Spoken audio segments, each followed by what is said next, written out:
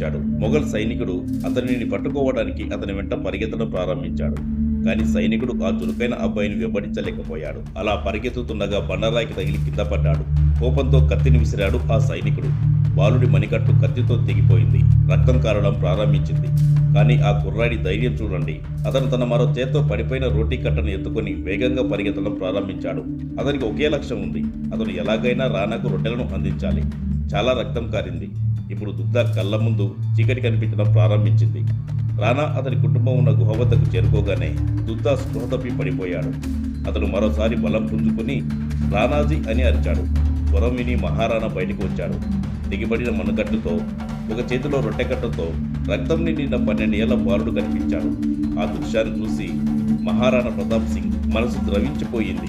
కింద కనిపిస్తున్న link open చేసి పూర్తి వీడియో చూసేసేయండి. ఈ వీడియో నచ్చితే లైక్ చేయండి, మా ఛానల్ సబ్స్క్రైబ్ చేసుకోండి.